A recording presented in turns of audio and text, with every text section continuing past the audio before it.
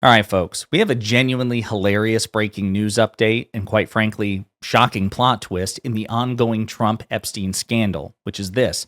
Donald Trump is so panicked, so terrified about his current political situation that he has publicly, pathetically, gone crawling back to the very man who first publicly accused him of being in the Epstein files, Elon Musk. And on top of it, there is the very real possibility that this big U-turn also carries with it a threat against Elon. There's so much here that we've got to talk about. But before we do, if you end up liking this video and you want to support the channel, please be sure to hit the like, subscribe, and alert bells before you go. All right, friends, let's look at the tweet itself, okay? The Truth Social message that Donald Trump dropped today. He says, "Everyone is stating that I will destroy Elon's companies by taking away some, if not all, of the large-scale subsidies he receives from the U.S. government. This is not so. I want Elon and all businesses within our country to thrive. In fact, thrive like never before. The better they do, the better the USA does, and that's good for all of us. We are setting records every day, and I want to keep it that way." That is the first diplomatic, positive public message that Trump has sent to Elon in months. And this comes against threats to attack Elon Musk, to rip away his contracts and subsidies. I want you all to remember one of the many statements he said on camera to that effect within the past 20 days. Musk is ripping into this bill again. Are you concerned that Republicans are going to be swayed by Musk and his money? No, I don't think so. I think what's going to happen is Doge is going to look at Musk. And if Doge looks at Musk, we're going to save a fortune. Thank you very much, everybody. I don't think you should be playing that game with me. So between 20 and 23 days later, less than a month later, Donald Trump went from that to this. That's interesting, especially when you consider the timing of this, which is Elon Musk, when he broke from Trump back in June, the big shot across the bow was he said, listen, the reason that the Epstein files aren't being released is because Trump is in them. So again, all of this, how do you make sense of it? Well, Mediaite reports, Trump wildly U-turns on his threats against Elon Musk. I want him to thrive. Weeks after Donald Trump threatened Elon Musk's government contracts, the commander-in-chief has made a 180 and is now insisting he wants Musk to thrive. But Trump was singing a very different tune just 1 month ago. Quote, "The easiest way to save money in our budget, billions and billions of dollars, is to terminate Elon's governmental subsidies and contracts," Trump wrote in a June 5th Truth Social post. Quote, "I was always surprised Biden didn't do that." And then on July 1st, Trump made an even more explicit threat, warning that he might turn the Doge monster on its creator. Quote, "Elon may get more subsidy than any human being in history, by far, and without subsidies, Elon would probably have to close up shop and head back home to South Africa," Trump wrote. Quote, "No more rocket launches, satellites, or electric car production, and our country would save a fortune. Perhaps we should have a Doge take a good hard look at this. Big money to be saved."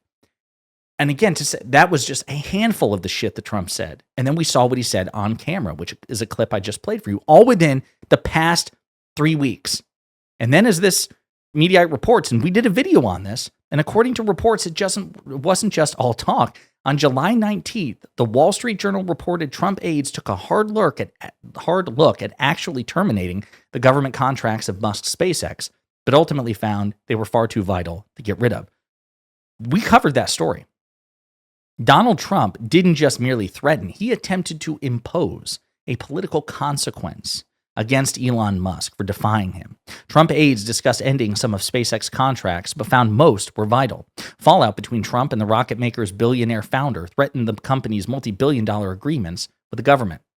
For the U.S. government, breaking up with Elon Musk is easier said than done. Just days after Trump in early June raised the prospect of cutting ties with Musk's businesses, the Trump administration initiated a review of SpaceX's contracts with the federal government, according to people familiar with the matter. The review was intended to help identify potential waste in the multi-billion-dollar agreements the company has with the government, the people said. But administration officials determined they couldn't eliminate most of these contracts because they are critical to the Defense Department and NASA, the people said. The early assessment underscored the company's dominance as the world's preeminent rocket launcher and a major satellite internet provider. A White House official said the review of government contracts focused on a range of companies with lucrative government contracts. Musk and SpaceX did not respond to comment. So, and it goes into the details about this, that after the breakup between Musk and Trump, days later, a senior General Services Administration official asked the Defense Department to fill out a spreadsheet with all of its current SpaceX contracts and other transaction agreements, according to an email described to the Wall Street Journal. The June 9th email was sent by Josh Greenbaum, the GSA's commissioner for the Federal Acquisition Service. In the email, Greenbaum said he planned to share the data with the White House. So this information was going not from just an obscure government agency or bureaucracy to another obscure government bureaucrat, but to the White House itself. This was an obvious attempt to punish Elon Musk to follow through on Trump's threats. Greenbaum also made similar requests for information about SpaceX contracts to NASA and nearly half a dozen other federal agencies, according to the administration official. The spreadsheets, which are known as scorecards, included the value of SpaceX contracts and whether a competitor could do the same job more effectively, the official said. Instead of terminating the SpaceX contracts after reviewing the data, the White House and agency officials, including those at the Pentagon, determined that most of the deals were vital to the missions of the Defense Department and NASA, according to some people familiar with the matter. One of the people said some SpaceX contracts could face continued scrutiny. Okay? We reported on that.